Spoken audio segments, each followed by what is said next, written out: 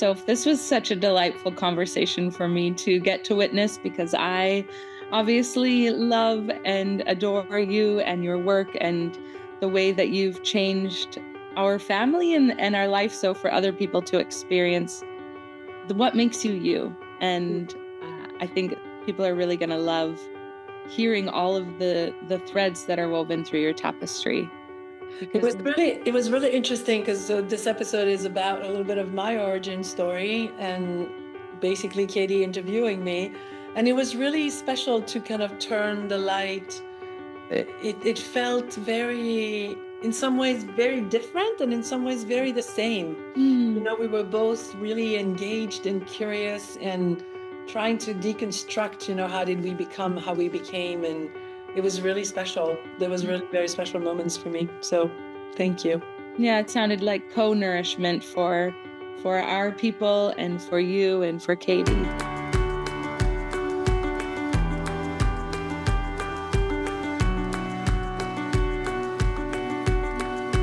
Good morning, my Katie. Good morning, Soph.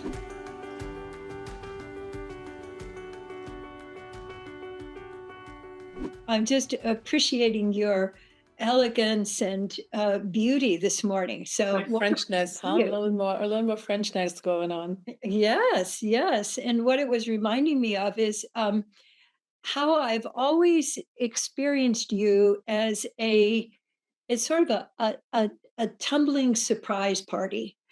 like hello, and what wants to happen? Oh, I And love that. And well, I love that too. And I experienced that from the first time I met you. But I got curious about, given, our adventures in life and, and the roads and all the different directions they go. I wondered if you've always had that, that kind of, excitement about life and discovery, or, did you develop that at some point, or did you have to hang on to it with some of the challenges? So I just would love to hear about, because I experienced that as your essence, and that you've been able to keep your essence alive, and thriving. It's funny because I was going to say I think I had it, and then it got interrupted for a moment, Yeah.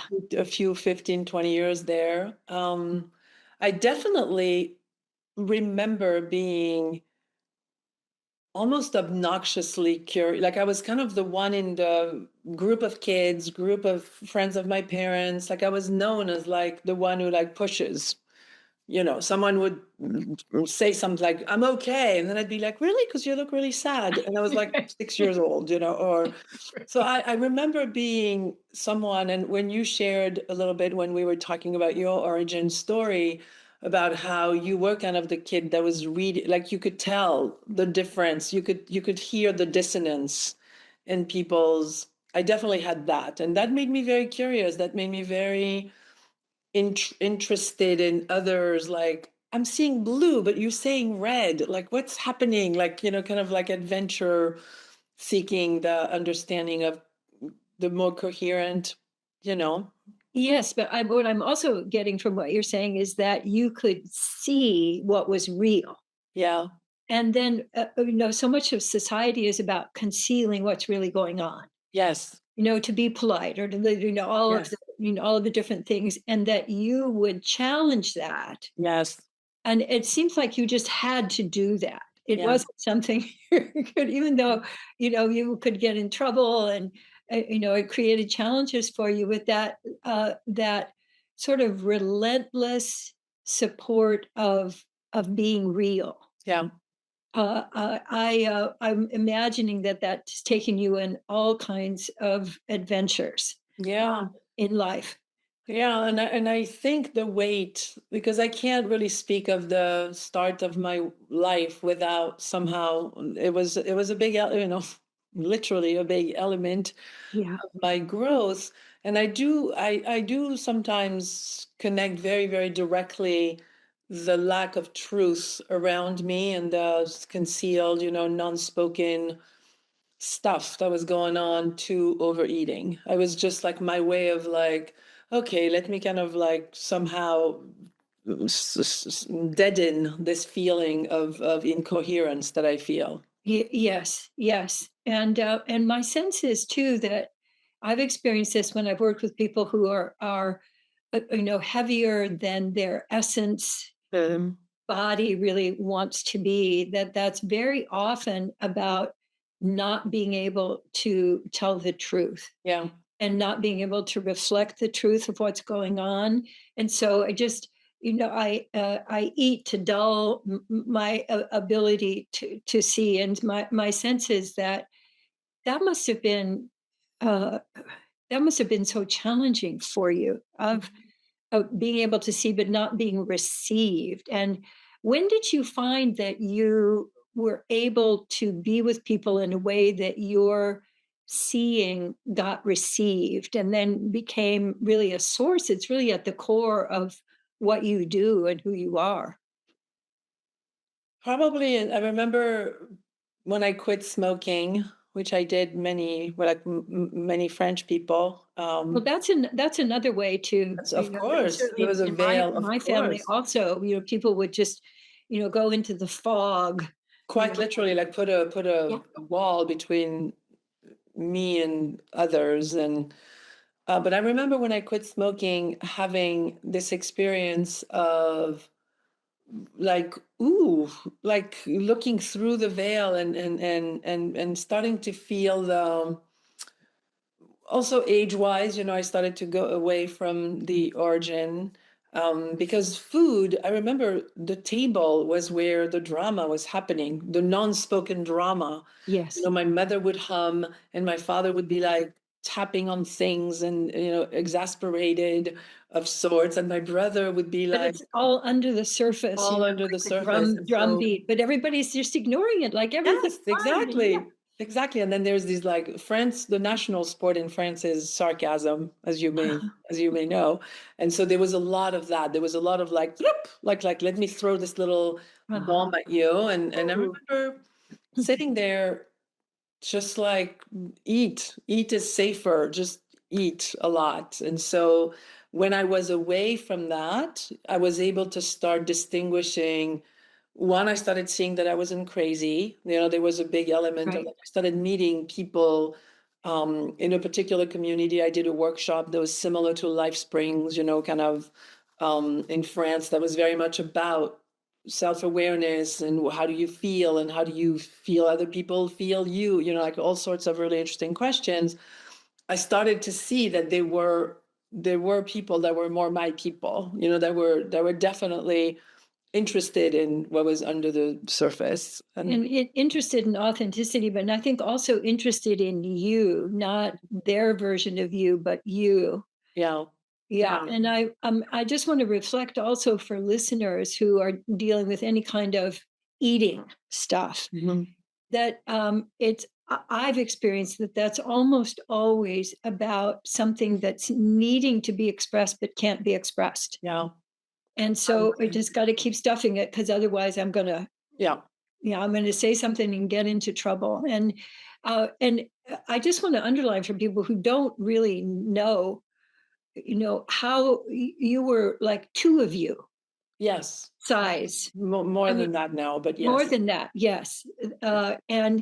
And what it's like to shed that. Mhm. I mean, it's really profound. Mm. With all kinds of levels, in that I'm sure that you enjoyed, like you can play pickleball now, and you can, and move, and you can show your arms and legs, and feel good about that.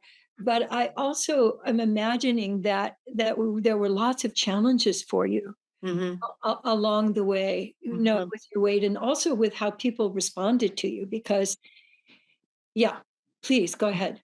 It's funny that we're talking about that today because we are redoing the floors in our garage. And so we brought everything in and I thought, well, let's purge. And I found this really large box of pictures of these years. And it really, oof, it was a sad, I mean, I was bloated, like my face was twice. I mean, some of the pictures, I literally don't recognize me Yes. because I can't see my face. It's like this just round shape, with my eyes lost in there. And yeah, it was complicated. Even the beginning of the losing of the weight was complicated too, because I built a persona around this is what I am, love me anyway. Yeah, I would want to be in relationships with guys that were like, they could see my soul. They didn't care about my shape, type thing. And meanwhile, I was carrying an enormous amount of weight on my poor, ankles. I did see an X-ray of the largest recorded human, the person that was taken out with a crane when he died, right. and he was 900 and some Oh, pounds. But I saw an X-ray of his body with this really, really large, like the body is so far from the bones, right? Like so yes, far. yes. And I saw that these ankles, like the size of an ankle is the size of an ankle. I don't care how much you weigh, Right, But there was that's it. there was little bones, these little ankle bones. And I was just like, I had such a deep, like, oh, there you are, love. The cat has appeared. There This is was the just first time she's come into the frame. like literally into the frame. Literally, yeah, this is Allie. Hi, Allie. I Interested in our story. She can hear. think she's appreciating the story and the story of revealing yourself. Mm-hmm. And and when people don't want you to reveal yourself, and they don't want you to reveal what you see when you reveal yourself, Yeah. that the challenge of that, to me, one of the aspects that I so appreciate about you is your courage. Right. Know that you'll step into the unknown regardless, and there's this, it seems to me there's this drive in you not only to express yourself, but to be a space where other people, can discover, Mm-hmm. can play. And I just want to appreciate that you kept that spirit of creativity and play alive in you when you were in a kind of a prison, it seems like, Yeah, inside and I would argue it kept me alive more than I kept it alive. I would somehow, in the midst of the complexity of it, I would find ways. Like I remember being in those years, I took a class to be a clown. And it was all about feeling your feelings and feeling your feelings so much that people are crying with you without even, knowing why. Yes, And yes, that you're was, in the flow of the yeah. feeling and the expression, yes. Yes, and so I did throughout. I went to do a walk on fire. I did somehow. That's funny because I was a correspondent for a French magazine on psychology for a few years when I first moved here, and I would tell them my stories all the time. And one day, one of them made a visual, almost like like a monopoly, Yeah, like a path, with like yes, a yes, yes. square.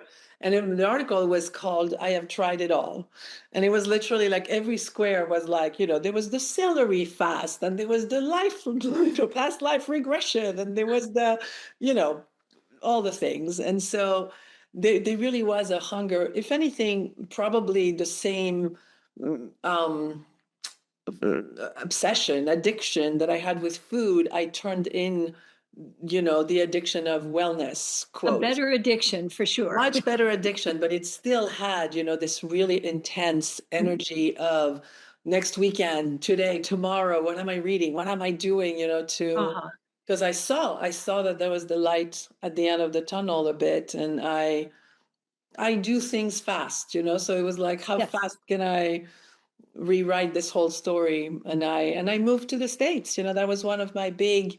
I When needed did you to move to the States? I mean, I how was many years ago? 20, I was 24. I was 24. And in the story of weight, it was the beginning of the lesser. I would still regain. I would lose 10 pounds. I would go to France, gain 15 pounds. Like it was very direct. Like there was no ignoring that. It was very direct to every time I would go back, and people had no boundaries and flirty, leaky, all the things. And I would just be like, it's just like, like I would just blow back To up. protect yourself. And yeah, Absolutely. just to underline that for people that we as humans, if we're uncovered, we're very delicate and and raw and open to what energies are coming at us. And if those energies are unfriendly, Mhm. or punitive, then you're going to protect yourself, Yeah. however you can protect yourself. So I'm just, celebrating, that you and Gay are one of the very, very few people in the world who have lost a lot of weight or And stayed. released a lot of weight too, because you would release it, you'd You lose don't it want to and lose. find it again Yeah. in France. Yeah. So this time you released it Yeah. and have maintained that. So, just to take a moment to celebrate that, how rare that is, Hmm. but also what a source of encouragement for people who are facing challenges and want to reveal their essence self. One other quality about you, that I wanted to explore is something that I've mentioned before, is that you're able to flow in the conversation and have this feeling sensory connection while you also have this, your brain is sorting and comparing and seeing what this is connected to and being able to track and then see what we might say next. And that combination of skills I also think is very rare. And I'm just wondering, when did you notice that you were able to do that, or and how have you put that to use in your life? You're probably one of the first people to, that brought it up to me. So broken down so clearly. Um, I think speaking other languages started a little bit of that ability to be multi-layered in many ways, because as I'm speaking in English, there's a part of my brain that's either translating or looking for a better word, or noticing that there would be a word in Spanish that would be so much better here. And so I'm used to the exercise of, traveling the three dimensions that I speak so fluently. um I I have on my website, there's actually a quiz to identify the different archetypes, and I'm definitely an archetype that can do structure and dreamy, artistic, creative ventures at the same time. At the same time, yes. I definitely have. My archetype is one of being very comfortable in the structure. Like I don't resist. A lot of artists resist structure. A lot of Mhm. structured people resist creativity because they think they're gonna, fall into some It crazy can be a behavior. blob. Yes, yes, yes. And so I definitely travel very, very joyfully between the two, which is why I've always had careers that were very much like corporate, but super artsy. And I was always like, I've traveled those waters really, really comfortably. So I don't know that I do something to make it happen. I think it's as I'm present with you, I am thinking about where we're going, what time it is, how am I feeling, how am I connected with you. I did read, it's funny, this weekend I was reading something on Instagram. This lady posted something about when you've been in an environment that's unsafe as a child, you develop a little bit of an unusual, like, where's the door, where do I need like, how do I maintain peace in this potentially explosive, life that is at my house, and how do I. And so in some ways you develop an understanding of what's going on out there to protect, to just keep you safe, that I think for a long time was dysfunctional. Like I would be able to tell you, you organized your books, which I actually noticed that you did organize your books maybe this weekend or whenever before we talk, because last week it was a little less put together. Like I would notice that that green book used to be on that left side, and this hyper vigilance Mhm. that gave me, which I discovered because I went to therapy once in my early 30s. And I walked in, and this woman had this big aquarium. There was lots of fish in that aquarium. And I said, "Ooh, you got three new fishes," which at the time I thought fish had an S at the end, like shrimp. And she was like, "You freaking me out a little bit," because I did buy three fish this weekend. And it was just, and she was like, "How do you know that?" And I was like, "I know how many fish you have, and I know that there's three more." And she was like, like, Yeah. people get medicated for that, And I was like, "I don't want to be medicated for it. It's fun, but it was occupying a lot of my RAM at the time. Yeah. There A lot was of your like, bandwidth. Yeah. I was yeah, thinking of, vigilance yeah, is what you're talking about. And hypervigilance. that, Yes. and then hypervigilance, and then Yeah. hypervigilance. But what I'm really appreciating is you were able to turn that hypervigilance into discernment, Yes. and toggling, Yes. so that structure can support flow and flow can support structure, so that it gives you a encompassing these opposites that most people never encompass. And I'm imagining that that's also part of what really fuels your particular business and your particular what it is that you offer to people, so that you can that you can flow with them when they're having some doubt about something, but also, oh, and did you remember to Hmm. have you sorted that at home, the Yes. structure that's going to support their flow. And how do you see that taking place in your in your work today? It's funny because before you finished your sentence, my brain went to, Mm-hmm. I also realized that my weight, having been 340 pounds and having been now 130, whatever I am now, it is also another version of this is the life this way, this is life this way. Like the language, it's like this is life in English, this is life in Spanish. Right. I think when I first started losing that weight or the big number, when the first 100 pounds dropped or whatever, I would describe it like I would have said to you, it would be like you wake up tomorrow and you are a black young man. And you'd be like, oh, that would be different. That would be a different life, right? But that's what it felt like, especially Yes. as a French woman, to go from this really large person to this, rather healthy person. Yes. It was very much like multiple lives in one life. And so to tie it to the question you just asked, I think I've always, none of that has ever mattered in some ways. All of it matters a lot, but none of it matters. Like in this moment, this is you, this is me.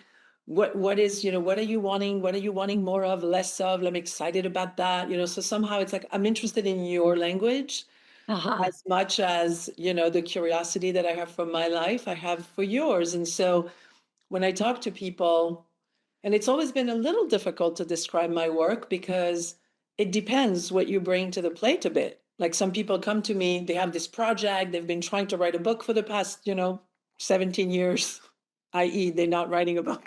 Right. um, at some point, you have to sit down and, write. Um, so either people come to me with like a specific project, but then turns out they have a set of beliefs that really make this executing of this project impossible. Like there is an incompatibility. Wow, it's a hard word to say. Something incompatible between what they want and what they believe is going to happen if they get that, which I had a lot of, again, with my weight. Not that I want to go back to that multiple times, but there we go. Well, but I mean, it is, I think Yeah. it's valuable, and also quite relatable that, and what I'm hearing is that the engine of your curiosity, Mhm. Oh, uh, is just, I mean, that's the fuel that you're just curious. I remember when I first met you, I'm not sure if you actually did this, but I felt like you were just right up in like, yeah. wow, and who Yeah. are you? And like just right up in my face. And I loved it. And Sure, I was looking through my nose.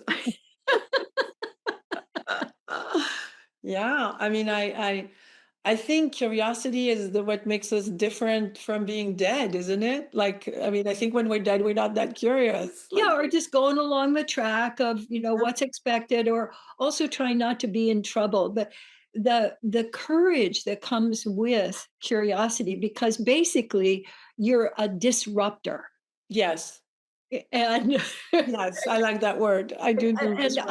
I consider myself an evolutionary disruptor. Yes, And I think that that's part of what is definitely needed today in all kinds of yeah, systems, to disrupt them rather than smoothing them. Uh, yes, so rather than a lot of what people aspire to is calm down. Like yes, people say, sit with that, let yourself process it. And my sense is yours like, bring it. Yeah. whatever is, let's interact with it, let's Yes. play with it, let's see what's going on here. Yes. And even when I talk about it and think of you doing that, I feel more aliveness. Yeah, it's funny. I was just noticing your energy just like went up. I mean, not that it wasn't before, but it was even more like it bubbled up. I do think that having faced with the kind of challenges I was faced with young, I could either have fallen asleep, kind of gone the route of like, okay, let me give up, Right. or I better shake this tree because I'm gonna die. Like this is Yeah. gonna be death. And I did lose. That was a big, crucial time too. I lost a friend when we were. She died. I didn't lose her. She died when we were 19, and we were very much doing similar lives. Lots of drugs, lots of sex, lots of food, lots. And I remember when she died, having this sense of like, okay, so this is where I'm going, because this is when you do that kind of life, this is pretty much where you. You saw the map. Yeah, I saw the map, and I remember looking at myself in the mirror one morning and deciding like, okay, so that is one option. Do you want another option? Like, are you open to other possibilities? And I saw that there were other possibilities, and Yeah, that's when and in some ways I became more dynamic than people that didn't have the challenging childhood that I had. Like I was exactly. more like, it was almost like the stakes were higher. Like I had to I had to go after this thing and grab its tails, because otherwise I was literally gonna die. Yeah. Literally gonna die. Mm. Yes. Yes. Boy, I hear you. And my experience, I'm sure this is a generalization, but all of the most creative people that I have met and know have all had difficult childhoods. Uh-huh. Yeah. And, it's a kind of a crucible that, it's like one of my friends said she had just gone to the Galapagos Islands and had this tour with, and I said, well, what did you learn? What was the big thing she learned? And she said, well, looking at it, the big thing she learned was change or die, Yeah. change or die. And my sense is that in the face of that, you've been able to continuously turn toward the unknown, turn toward exploration. And, Mhm. and I so admire and appreciate that. And I'm also thinking that that's a great jump starter for the people that you encounter, whether it's professionally or just, personally in your life, that you're an engine. I mean, I put, and I've learned to do it in a more loving way, because I think Yeah. for a long time I was a bit aggressive with it. It was almost like, when you've done something and you know that it's good, and it's like you want, like I was heroing. You and I have often talked about this notion of like trying to solve other people's whatever life, Right, but and also because you can see a I can possibility. see. If So it's they would hard. just, yeah, It's a little hard not to say it, especially when it's people I love. But I've also eliminated people. I've broken up with people, not in my love relationship only. Like I've broken up with friends and work relationships because they weren't committed to discovering who they were, and if you're not in a journey. Again, I often talked about that even when I interviewed him.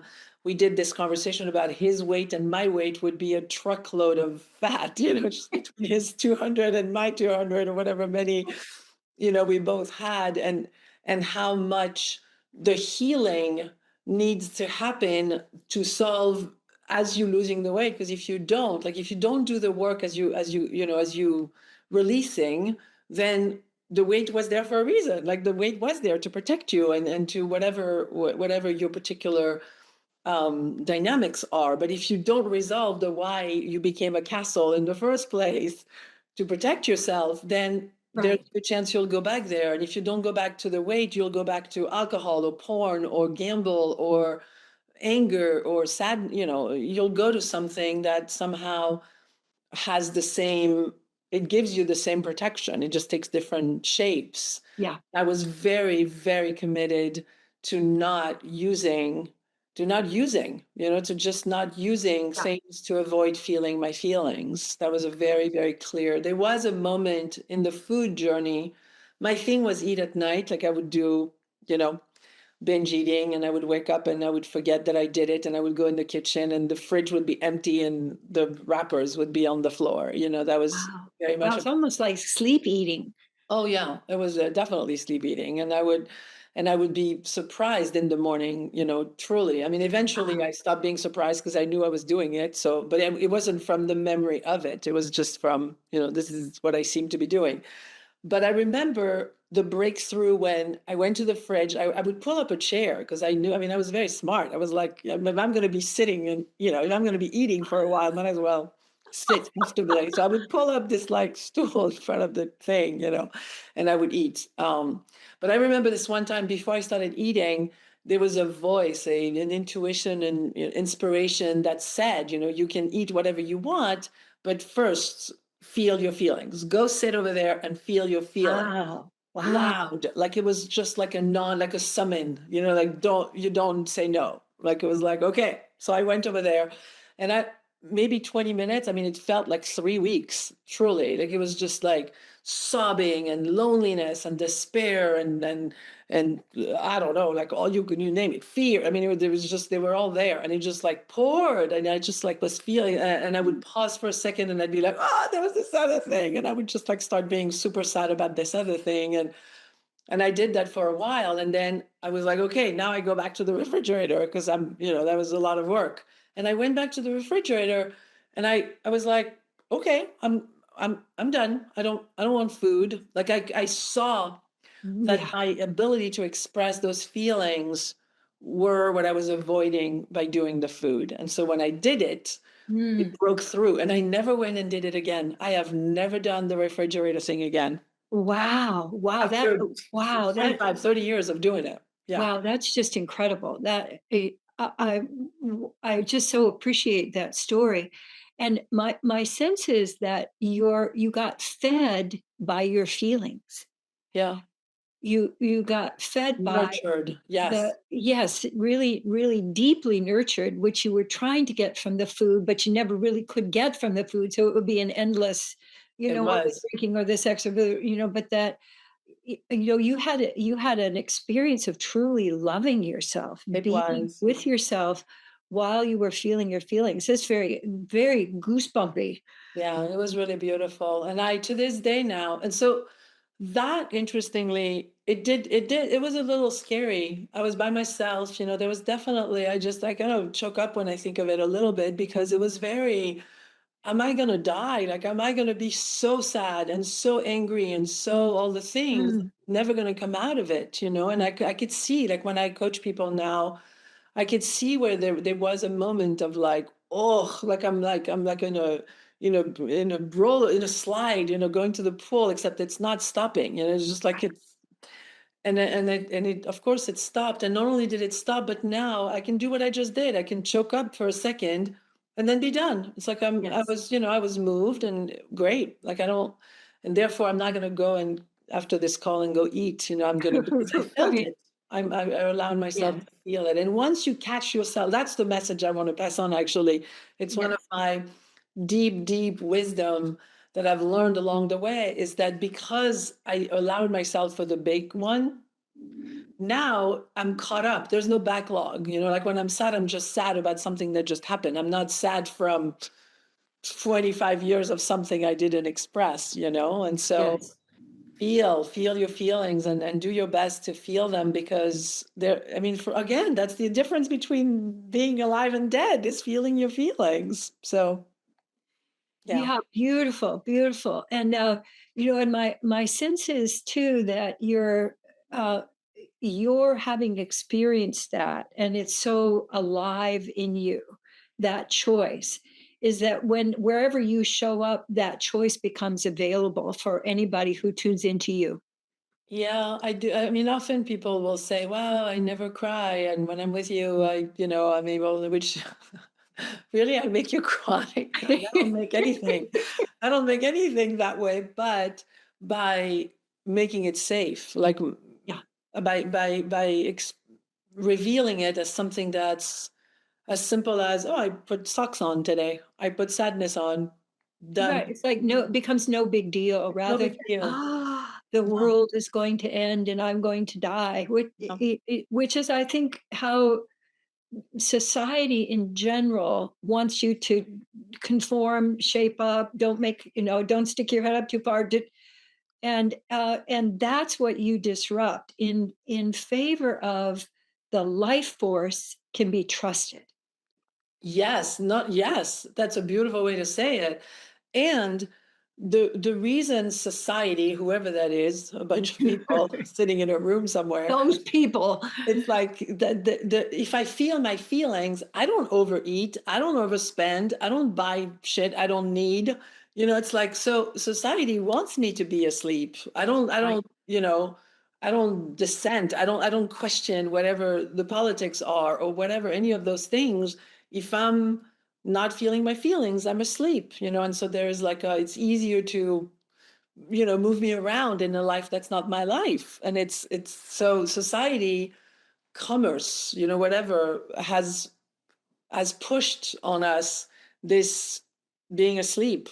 Yes. I remember walking into a store. It was at the Grove in LA. I won't tell you the name, it doesn't matter. But I walked into the store. The store was dark, literally dark. There were like little flashes of light and clothes, on top of the clothes.